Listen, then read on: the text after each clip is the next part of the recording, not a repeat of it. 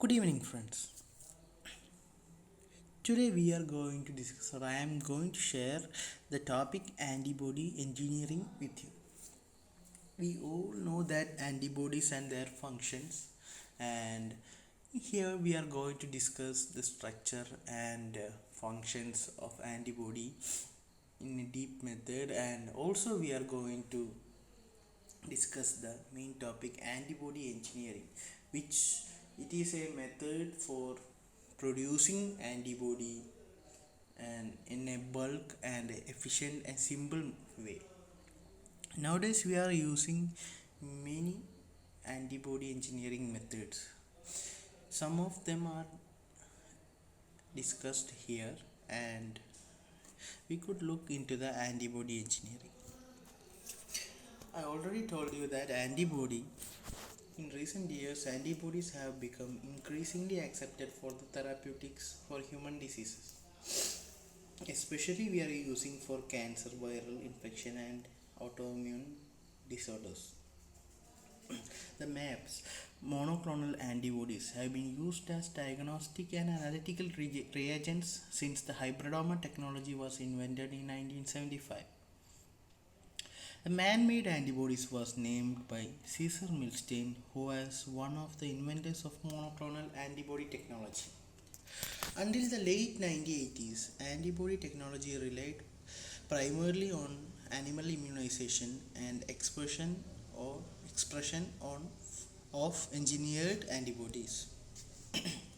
Now we are going to look at the antibody structure and the functions of antibody. An identical antibody is made up of two heavy chains and two light chains. Both heavy and light chains are identical, and each light chain bound to heavy chain by a disulfide bond and heavy chain bound to heavy chain by the sulfide bond. And first 100 amino acid of a amino terminal vary of both heavy and light chains, which are variable. They are referred to as variable light chain, variable heavy chain VL and VH, constant heavy chain and constant light chain as CH and CL. And also there is a complementarity determining regions are what bind AG, CDR, and remaining regions are very similar within the same class. And there is a repeating domains on 110 amino acid. There will be intra-chain disulfide bonds within each domain, and also heavy chains. There will be one variable heavy chains and or 3 or 4 constant heavy chains. In the case of light chains, there will be one variable light chain and one constant light chain. And there is also a hinge region is present, which are rich in proline residues which make the antibody flexible, and hinge region found in commonly IgG and IgA-IgD antibodies. These proline residues are target for proteolytic digestion like papain and pepsin, and hinge region is also rich in cysteine residues which are for disulfide bonds. And in the case of antibody IgM and IgE, the hinge region is absent. Instead of the hinge region, there will be a CH4 domain will be present. In IgA and IgG and IgD, there will be commonly 3 CH domains, and instead of this hinge region in IgM and IgE, there will be extra CH domain which is CH4. Now we are looking into the digestion with papain yields. There will be 3 fragments, 2 identical Fab, and Fab means fragment in antigen binding, and 1 FC. This FC will be found to crystallize in cold storage. There will be also pepsin digestion.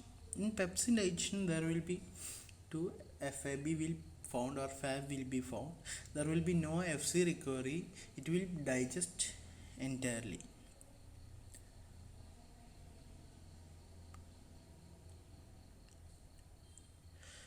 Okay, there will be another one will be mecraptoethanol reduction. It eliminates the disulfide bond and alkylation will be showed. Now we are represented the digestion with the pepsin and papain and mecraptoethanol reduction. There we can see that in the papain digestion, the FAB and FC, 2 FAB and 1 FC will be shown here. There will be no hinge region. Also, pepsin digestion, there will be only 2 FABs. The FC will be digested entirely. In mecraptoethanol reduction, there will be the reduction in disulfide bonds between the chains. Next, we are going to look into the methods of antibody engineering.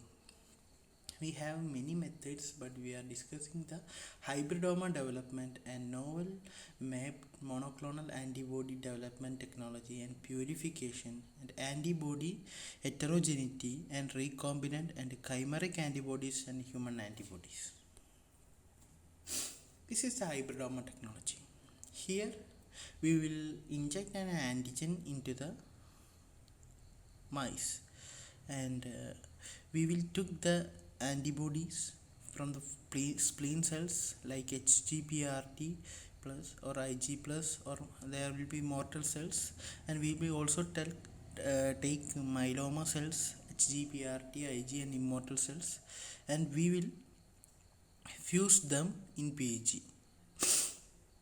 For that we will culture that in a hat medium and screened each supernatant for antibodies.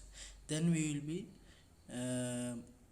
clone the each positive cultures and test each supernatant for antibody and expand the positive clones. This is the method of hybridoma. Here we will take the antibodies from a mice and we will also took myeloma cells. Then we will fuse them in a medium or PEG and we will culture them in a hat medium and also we will screen each supernatant for antibodies. The most common screening techniques for supernatant for antibodies are ELISA and RIA, and we will clone each positive cultures and we will test each supernatant for antibodies then we will expand the selected antibody clones or we will amplify them. That is the hybridoma technology. Then we are going to look into the monoclonal antibodies. The monoclonal antibodies will produce a single B lymphocyte clone which will be always homogeneous. It will be antigen specificity, affinity, isotypes are increased. In human body, only under pathological circumstances the monoclonal antibodies are produced. And their advantages versus polyclonal antibodies are they will very specificity will be very high, and isotype, it can be produced in large amount but they can maintain the same quality. That is the advantages of monoclonal antibodies comparing to polyclonal antibodies. And we are going to look into novel monoclonal antibody technology. We know that several monoclonal antibody technologies had been developed recently, such as phage display, single B cell antibody culture, or single cell amplification from various B cell populations, and single plasma cell interrogation technologies like that. Different from the traditional hybridoma technology, the newer technologies can use molecular biology techniques to amplify the heavy and light chains of the antibody genes by polymer chain reaction, and they produce in their bacterial or mammalian systems in recombinant technology. One of the advantages of new technologies are they will be applicable to multiple animals, which such as rabbit, llama, chicken, and other common experimental animals. There are the specifications of monoclonal antibody technologies in nowadays. The next one is the recombinant technology.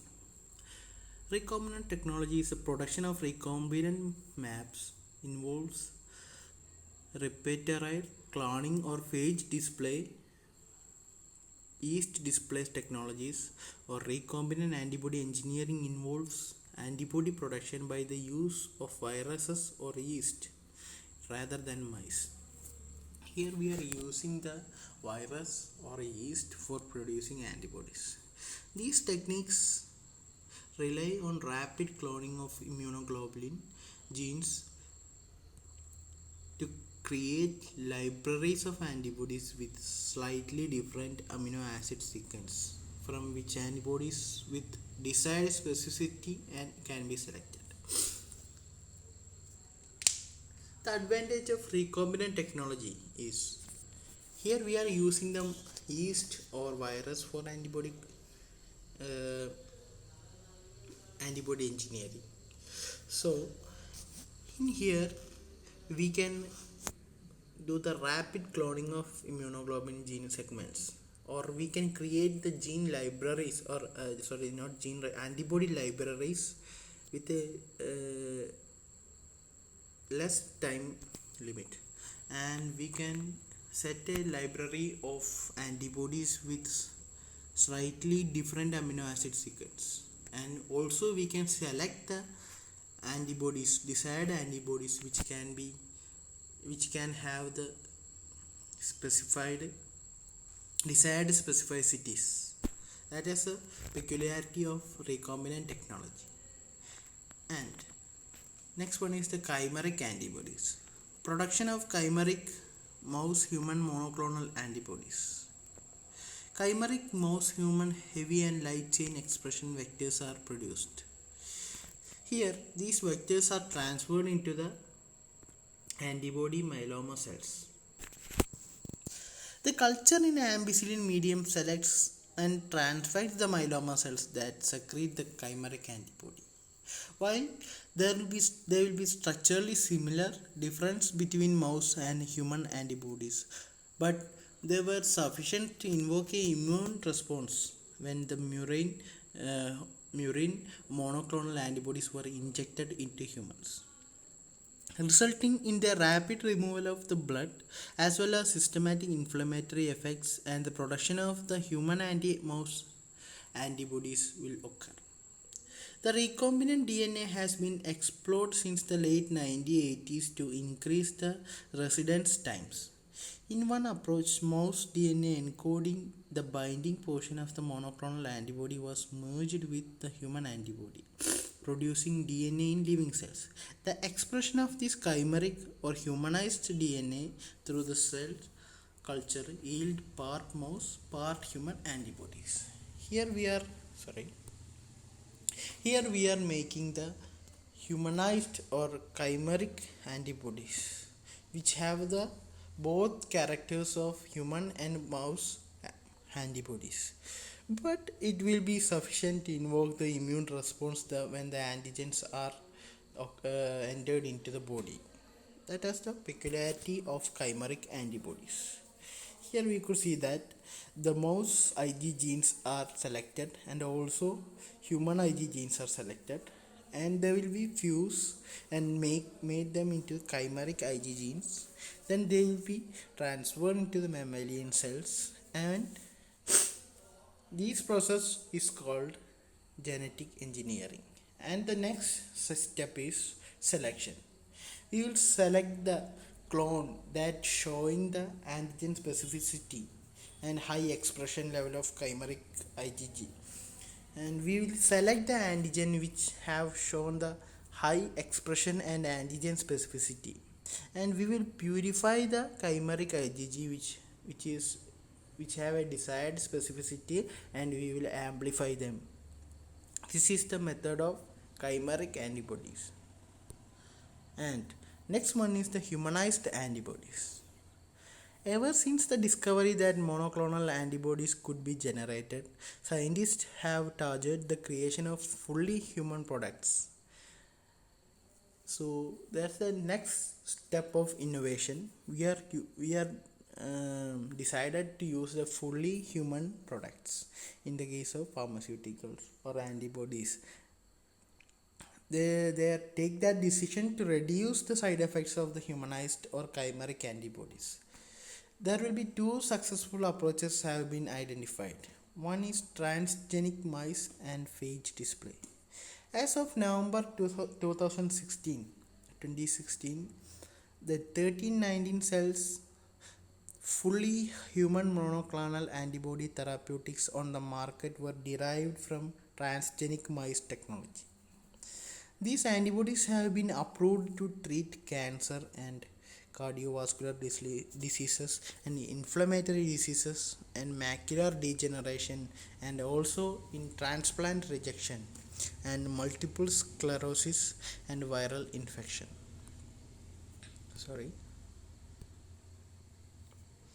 These are the humanized antibodies. We will add the CDR1 and CDR2, CDR3 portions into the human antibodies from the mice antibodies. This can be considered as a mixed antibody or a hybrid antibody. Both have characters of mice and human. This is the picture of a humanized antibody. And the humanized antibody and human antibody are the mainstream of therapeutic antibodies. Nowadays, the humanized antibody and the human antibody are the mainstream therapeutic of antibodies. The humanized antibodies are made for humans, which are derived from another animal, which can invoke a human immune response when the antigen entered into the body. And the human antibodies are the perfect antibodies which are derived also from a human-like organism or a transgenic mice or phage display like that. Here we can see that the variable region and binding site and constant regions all are purely it is a mouse antibody. In chimera there is constant regions and hinge region are human antibody parts, and there is a fusion of mice and human antibody. The blue part is the antibody of mouse and the green part is the antibody of human. But in humanized antibodies there is less contribution from the mouse antibodies. There is only the CDRs in the variable and constant heavy light variable heavy and light chains. There is only 10% of contribution in humanized antibodies. But there is chimera in, also we can pronounce it as chimera. There is also 33% contributions from the mouse antibodies, and in human antibodies that will be purely for human, and there will be no side effects which we are comparing into the other type of antibodies. It is the antibodies and then the structures and their functions and the engineering methods and the types of antibodies that we are using nowadays, and that is my topic, and thank you.